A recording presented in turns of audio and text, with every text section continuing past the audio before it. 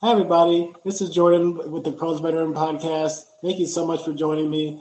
I am honored to have my co-host CJ Cabrera and Renika Wood with me today. How you guys doing? Great, Doing all great, great, right. great. Cool. And we are super grateful to have a very special guest. Laura Bowler is with us today, coming from the sunny beaches from St. Lucia. Is that correct? Yeah. No, how you doing today? Yeah, I'm good, thank you. Nice to meet all three of you. I was just saying how nice it is that we've got all three of you on doing the chat today. So yeah, nice to be here. Good to be here. Thank you for having me.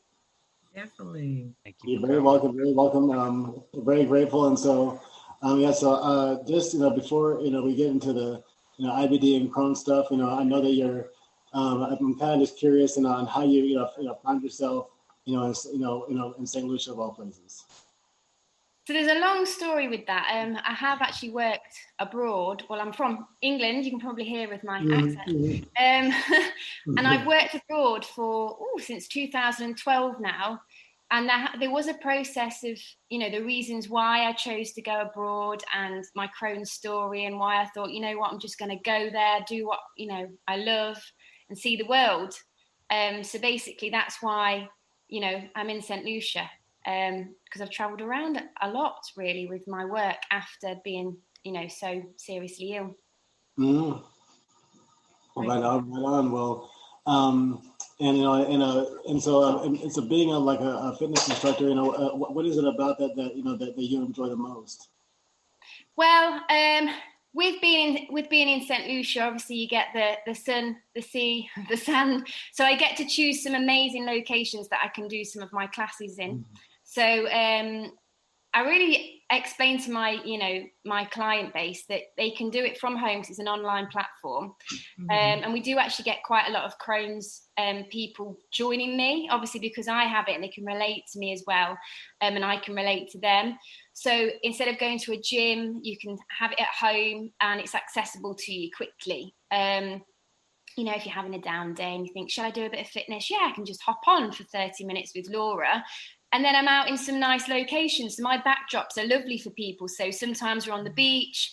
I can be with nice trees and rainforest kind of thing out the back. So there's loads of different things that we can do with online fitness classes. And especially for, all walks of life as well. So anybody can join. Yeah. Yeah, Cool. that is awesome. And it's on demand too. So if you feel like you don't want to do it one day or you've got something, on, then obviously you can watch all my classes on demand afterwards.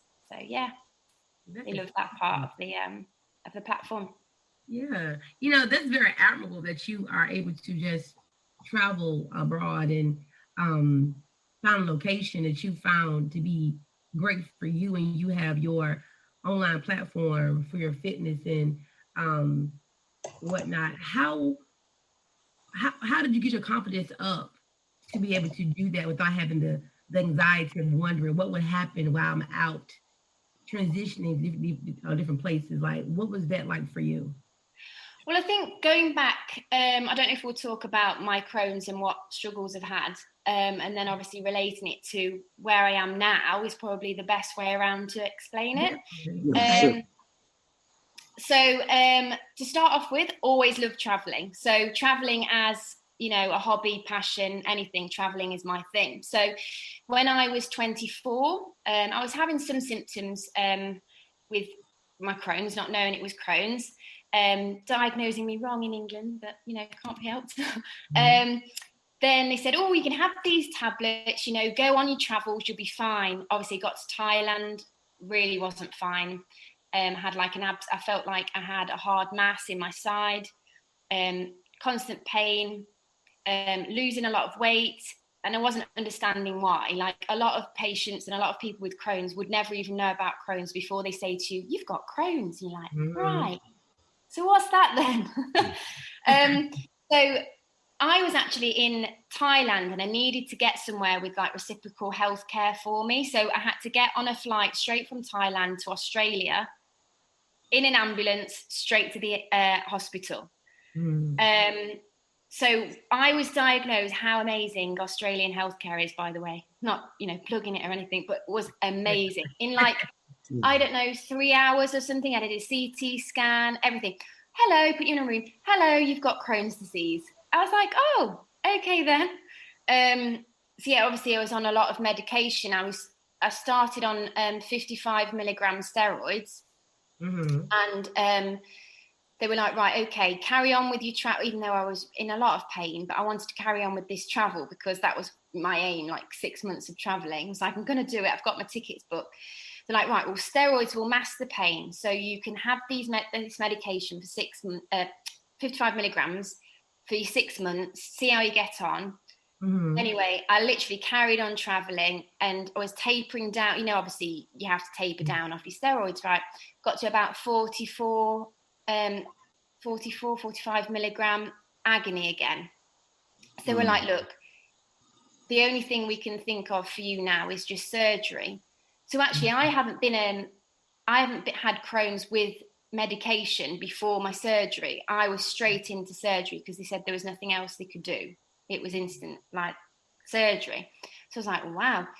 So I'd just been diagnosed, and then it was, you've got to have surgery in Australia. And I was like, really?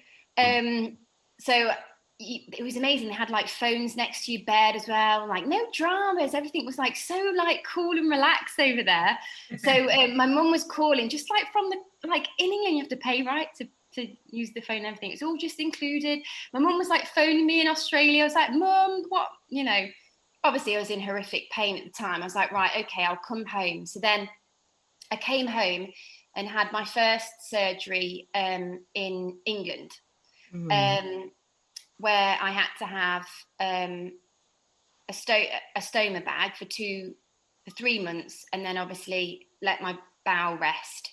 I went down to 4.5 stone. I don't know if you do stones in, don't know if you, yeah. We do weight. Yeah. 4.5 stone. You can work out the difference, what it is. But I lost a lot of weight. Obviously I couldn't walk. I lost all my muscle mass.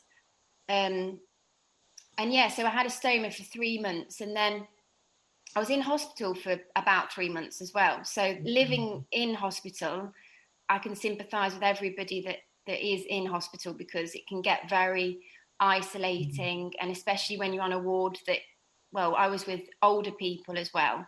So I didn't have a young kind of, I was 24 at the time, and I didn't really have anyone around me that I could talk to. My family and friends were very, very supportive. So it is good to have that network. But with all things like this, I just want to say how amazing it is that you're doing this, because for people that perhaps haven't got that support network, like family and friends, they can be supported by me or you, or, you know, anybody that can give them a chat. Say, I've been there, I've done that, I know this, you know, I can help you, don't worry. And I think that's brilliant that, you know, you started this up, and to start to, you know, put the word out there about what it is and how we can help, really, not necessarily what it is, just how we can help the people with it. Not like, hey, we've got Crohn's and look at us. It's like, no, I want to be there to help that person with the exact same thing that I had. And, you know, there wasn't much, I mean, that was quite a long time ago now, 2009. So, you know, we didn't have Instagram. Well, did we? I can't even remember whether we had Instagram. I don't think so. Something like that. No, we didn't have things like that. So, you know, it's not like something that you can just pick up your phone and have a chat to somebody. Whereas now, obviously, there is a lot more social media where we can put that word out. So yeah, so 3 months that I had the stoma bag, which obviously I had to learn how to do all that. I don't know if any of you got a stoma bag or have had a stoma bag, or. Yeah, I have a closed-in colostomy. Yeah. So obviously being in intensive care and then coming out and not really knowing where you are and having to deal with the bag, and you can't move, like literally you must like. Yeah, actually, Laura, I mean, that was more my experience. Was I guess it'd be called like a temporary ileostomy, and so so I had that maybe, probably similar to you, probably a couple of months before my actual surgery. Yeah. And when you have that when you come out of surgery and you can't move and you're literally just like, can't even, I don't think you understand how much you use your core muscles for everything. Like you can't move. Right. It's amazing how your body shuts down. Quickly, your body shuts down. You know, being laid up in a hospital. Exactly. Yeah.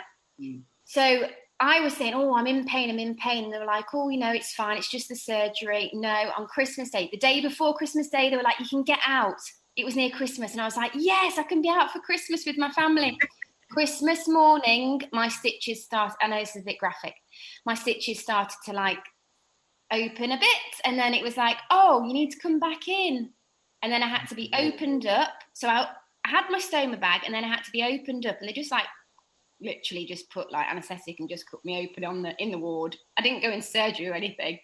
I can remember my dad's face just looking at me like because they could see, like I couldn't see, and they were just like, wow. And then I had to be packed then. So I had I was an open wound basically, and then it was like packed up because you can't like close it back up again.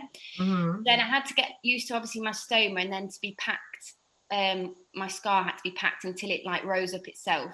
And then after 3 months, I obviously had that. It didn't start working. So you know you have that thing where your bowel doesn't start working. Like so if anybody's listening to this, or they're scared or worried or anything like that, I've been through that, where you know you feel like you can't breathe because it's just all sitting there, isn't it?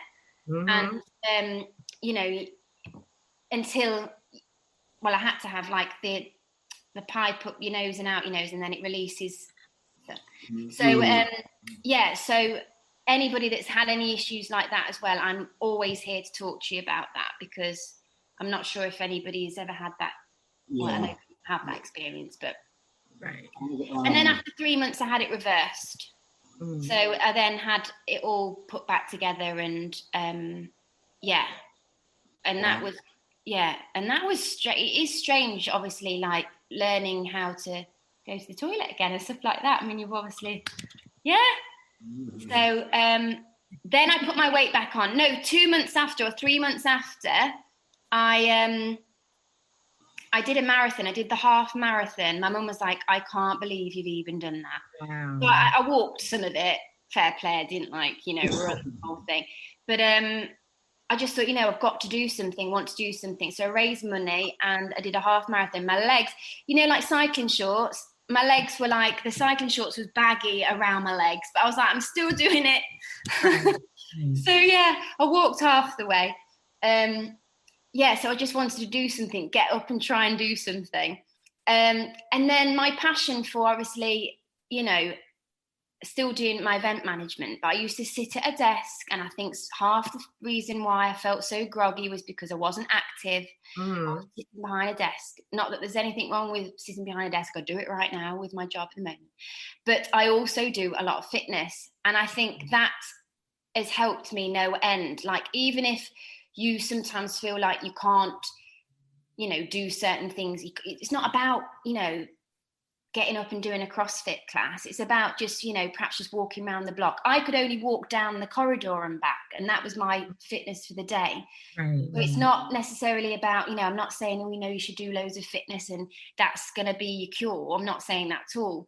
But it definitely helped me to get my mindset right as well, to think, right, I've got to get up and I've got to do something, because you can just be in your own mind, can't you?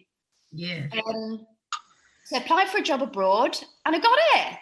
So then, obviously, that was in 2012, and my last operation was 2010. So I was on azathioprine. Yeah, I can never say that right.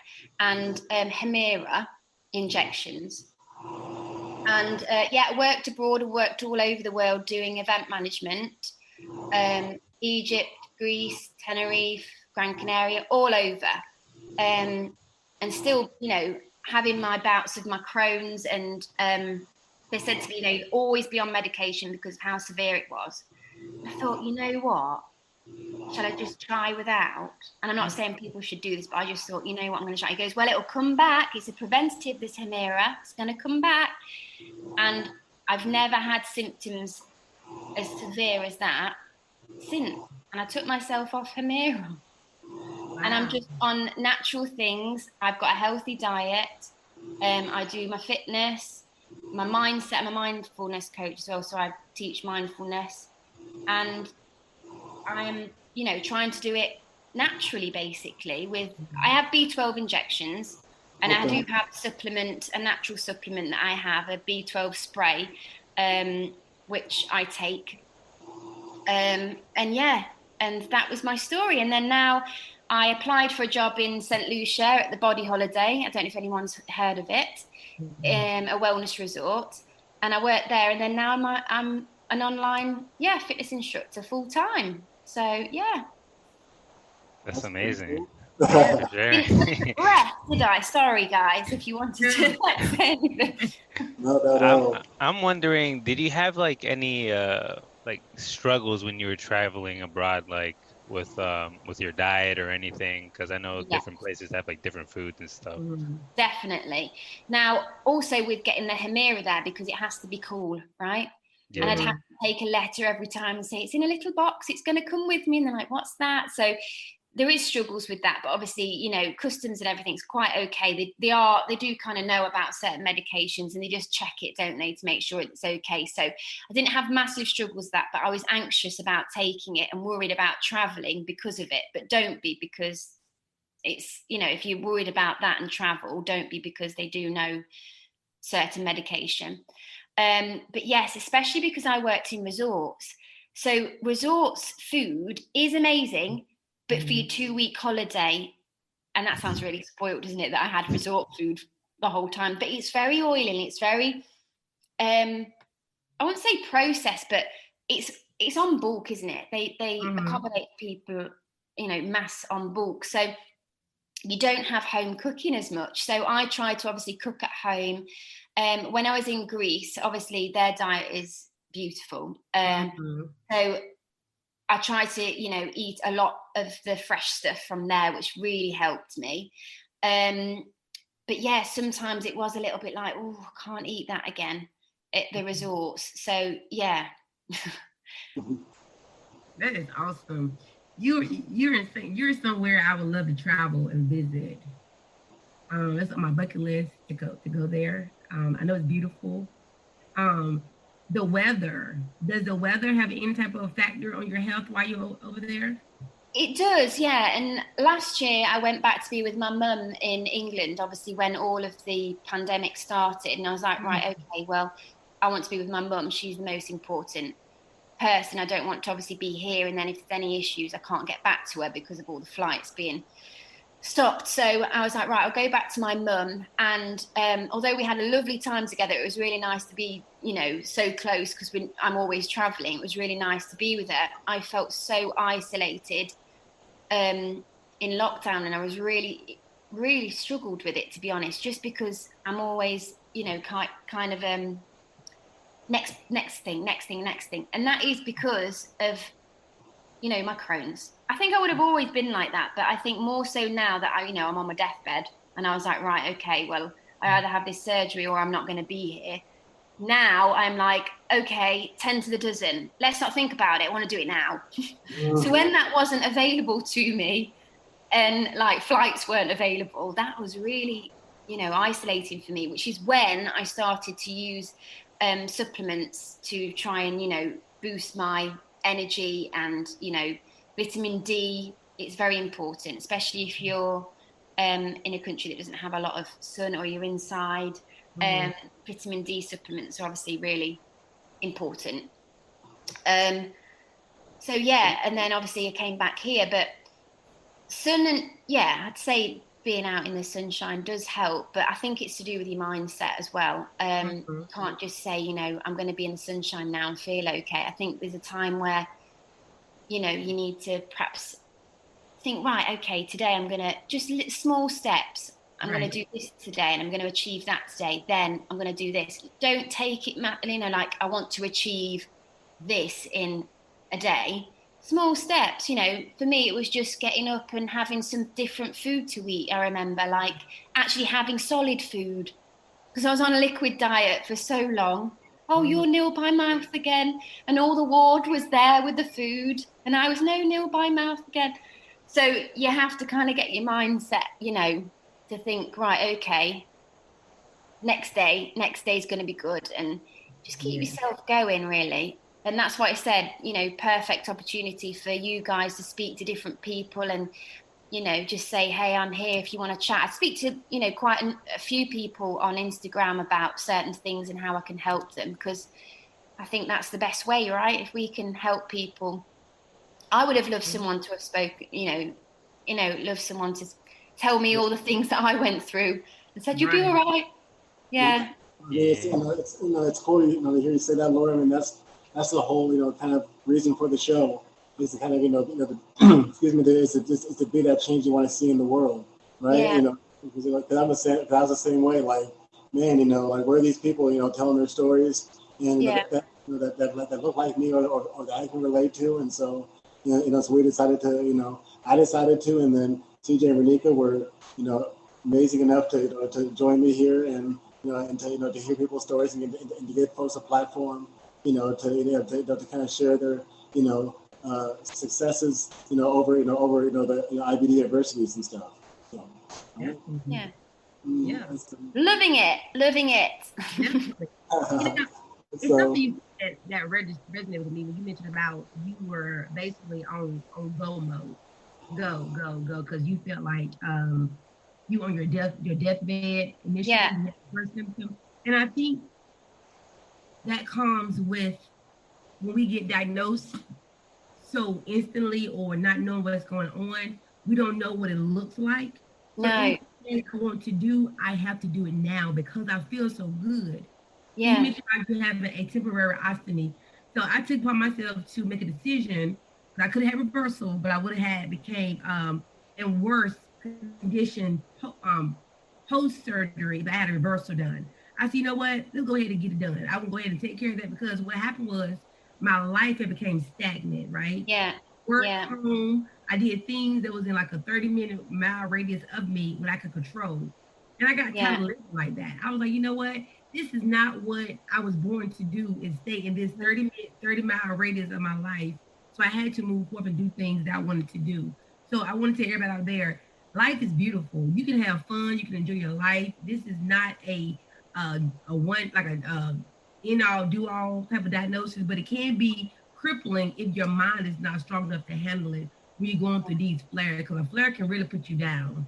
Yeah. And, I know I'm all smiley on here, but I definitely wasn't all smiles. I went through some really, really, really low places. And, at one point we thought, well, do you want to go and see a counsellor? And to me, talking to a stranger didn't really help me. I just thought maybe it's my own mental strength then, but it doesn't work for everybody. But, I just thought, right, I've just got to get myself strong again because I know I can do it, and have that inner strength, I think, and always keep going and always see the good in each day as well, because you don't always have good days, and I don't want to paint it rosy that I even had every day is a good day, but I think you need to find the good in your day. Like, well, I did this and I did that, and I still do it now. And like I say to my boyfriend at night, I'm like, all right, so I've done this and I've done that, so that's good. Then I've done that. He's like, oh, because for me, like I'm like ticking off, right? They were the things I needed to achieve today, and I've done them. Do you know what I mean? Like I still live like that now. I think it helps. Definitely, that definitely does. Yeah. Awesome. And so I'm a little bit, curious about. Well, I have a couple of questions, but one of them is about St. Lucia. And so, what's something? People would, when they kind of visualize that, they think about it as a picturesque, like kind of utopia type thing. And so, what's the, it's like being there and living there. What's kind of reality on the ground for you? What would you say? Like, what you really like to live there? I know it's fun. But I know it's really quiet. It's quiet. obviously it's the grass is greener, isn't it, all the time? So everyone's like, oh, you're in the sun. And I'm like, yeah, but I don't go outside in the sun all day because I'm bored of the sun now. Like, it's too hot. Like, I don't want to be in the sun all the time. It's like, oh, but you must go to the beach every day. I'm like, only to do my yoga classes. Like, I don't go every day because it's just there.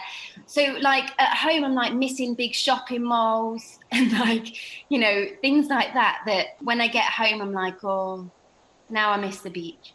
So yeah, it's very, very beautiful. St. Lucia is probably, well, they name it the honeymoon island of the Caribbean. And, you know, just going out and being able to just drive around and seeing, you know, beautiful. It's very green here, which I know that a lot of other Caribbean islands, you know, it's more like the tropical beach, whereas here it's very jungle-like. It's got the pitons, the waterfalls, sulfur springs and things like that. So there's things to see that you probably wouldn't see on other islands. I'm just advertising St. Lucia here, aren't I? Come to St. Lucia. I'm coming to St. Lucia. Okay. You only need your 2 COVID tests now and you can come in. You don't have to quarantine. Check that. Awesome. All right. You heard the lady. So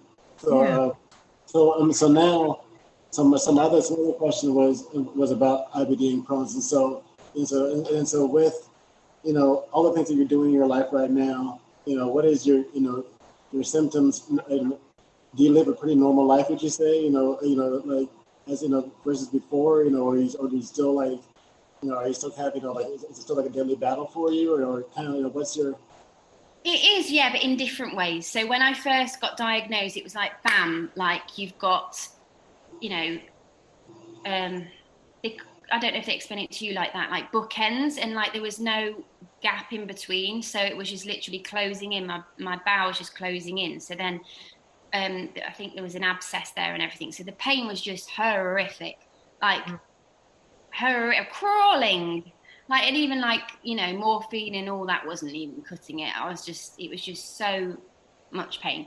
I have not had that since, but I have a lot of other symptoms. So I have fatigue, I have weight loss, weight gain. Going to the toilet, not always going to the toilet. So those kind of things. So my diet, you know, eating certain things. So things that obviously pass through your bowel, like onions or anything that's hard to digest. Yeah. If you're in a flare-up, it does rub on the lining of your bowel, and then obviously that causes the pain. So I like to make sure that I'm taking all of my vitamins and minerals, and that's why I have plant-based supplements, basically, because without that, sometimes I can't eat. You know, the doctor tells you you've got to eat 5 fruit and veg a day, and you've got to eat all these lovely green things. And I love vegetables, like I'm a vegetable freak anyway. But sometimes it's just not good for me to do that. So you want to be healthy, you want to eat well, but then you're told, oh, you're in a flare-up, you should eat white bread and Rice Krispies. And you're like, what? We all been there. It's amazing. So that is why I, you know, with my online classes and stuff, I promote all of my natural products, so that I'm telling obviously all my clients as well that they, you know, everybody needs to have, you know, vitamins and minerals and all that kind of thing. But especially for Crohn's people and people with illnesses that, you know, they can't intake the right amount of nutrients. I've not got my ileum's been taken out, so that's the part that connects your large bowel to your small bowel. Well, that's where we've had the same stuff, haven't we? We've been through the same. So that doesn't. So then you don't absorb nutrients in your food. So however much you put in it's not absorbing. So to have something, you know, that's going to be quick absorbing, that you don't have to eat 10,000, you know, broccolis to make sure that you're healthy, you can just have a few supplements. Why not? And that's what I do, and I'm a lot healthier with them. My energy's up because I get fatigue, so my energy's, you know, higher. The vitamin D obviously I have as a supplement, and I have like a core product, so it has everything in it basically for your hormones, because we all know gut health is mental health, right? So Yeah. you have to, people don't realize the relationship with this. And that is something that I'm obviously learning as a wellness coach, as well as doing nutrition, and as well with having Crohn's. I've had to look into those kind of things because it has a massive correlation.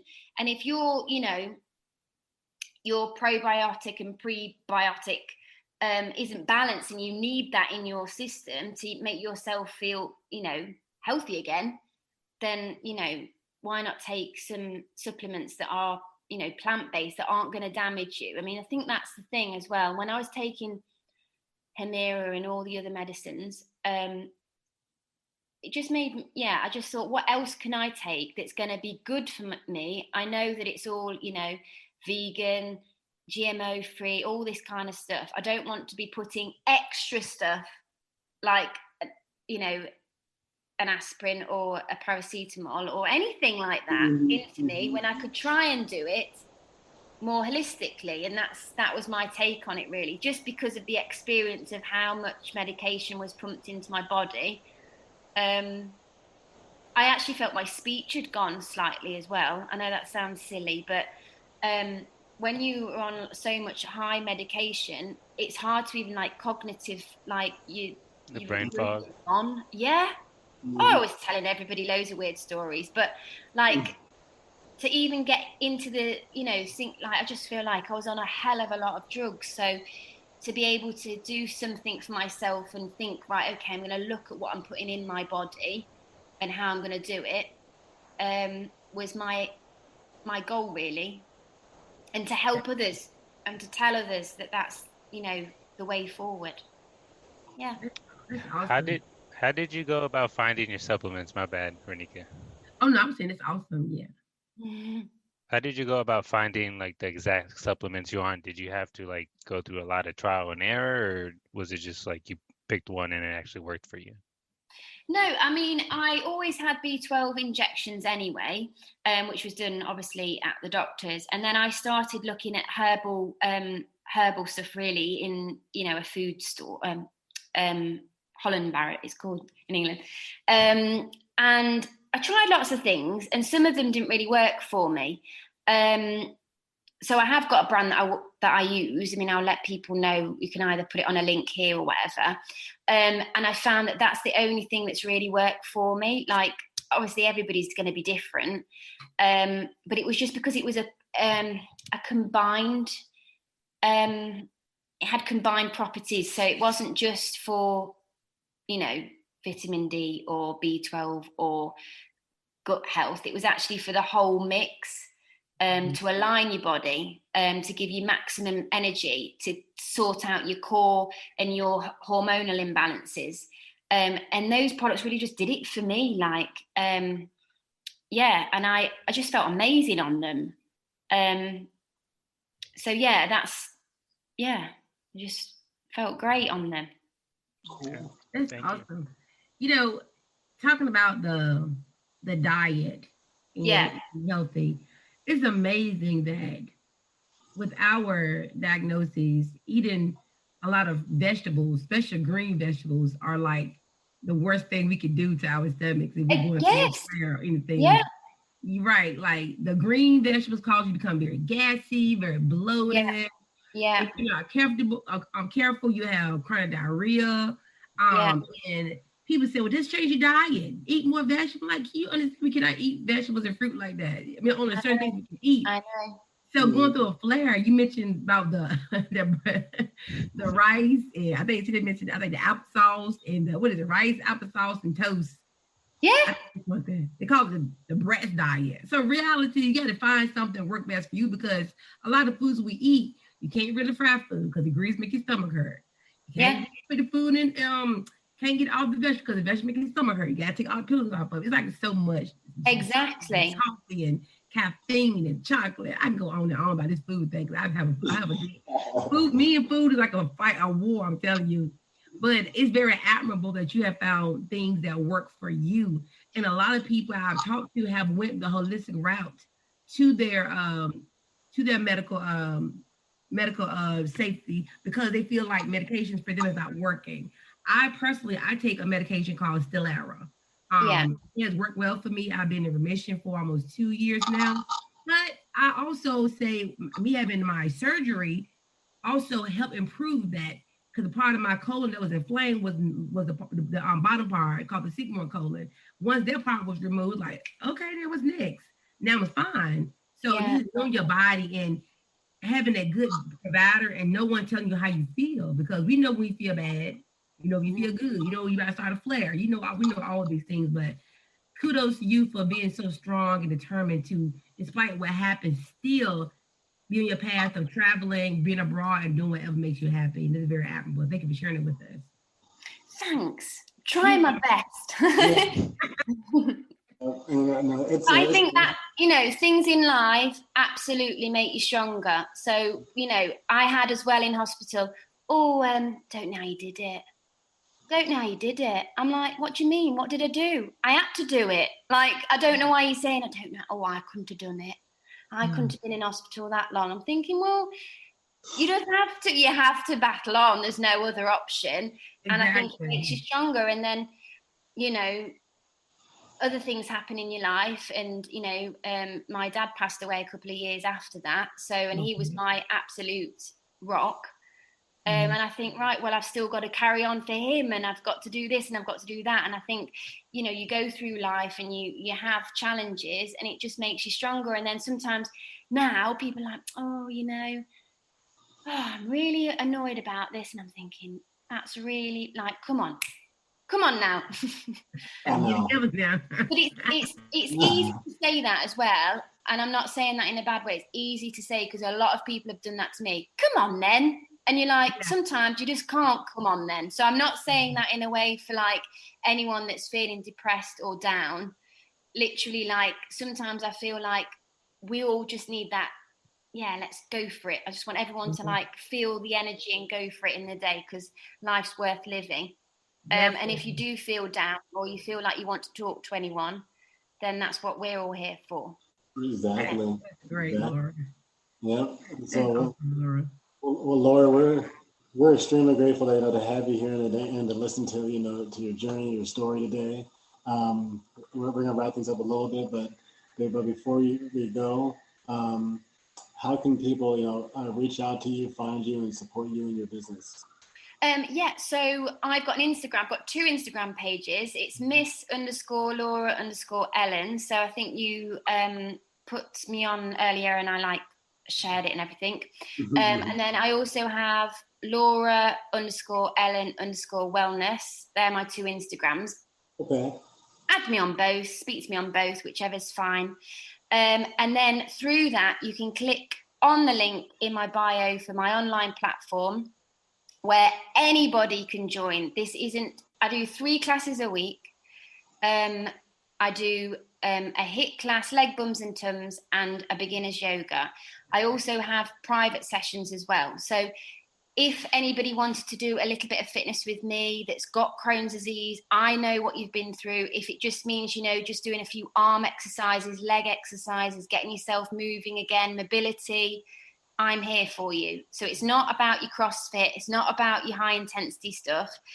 Let's get you back on your feet and, getting a little bit of fitness in if you want to, or just chat to me as well. And then through there as well, it's a link to all of the products that I use. So you can chat to me about any of the products that I've found beneficial for me. There's a massive range as well. Within the company that I get it from. So if all different ailments, people, with arthritis and things like that, because it all correlates to Crohn's as well, autoimmune diseases, basically. So,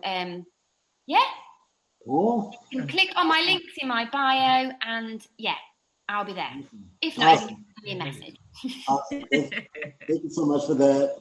Laura is amazing. Everybody, reach out to her, connect with her, and support her business and support what she's doing. We're grateful to have you here. If you like, what you heard today, if you like this interview, please, subscribe and support our show on YouTube, on Twitch. You can check us out on www.crohnsveteran.com. We're we have a Teespring store, so I encourage Laura to check that out because it'd be so cool to have Crohn's veteran stuff, just like in St. Lucia and stuff like that. So please check out our store. Yes, definitely.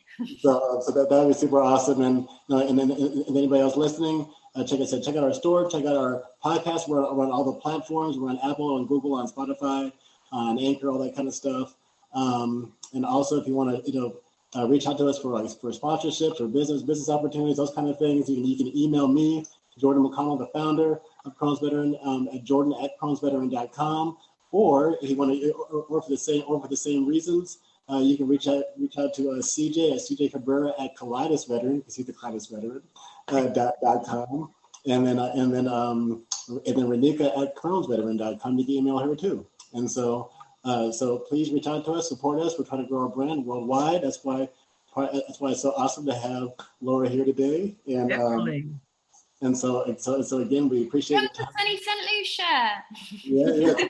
Go St. Lucia. And looking forward to coming out there and someday, but yeah, definitely bucket list thing for me too. We should definitely do like a Crohn's event out here. Yeah. That'd be amazing. amazing. That sounds pretty awesome. All right, well, cool. Well, again, Laura, thank you. Wish you continued success in all your endeavors, and thank you for sharing your story with us today. And you too. Lovely to meet you all. Nice to meet you, Laura. Have a good night. Bye. Alrighty. See you.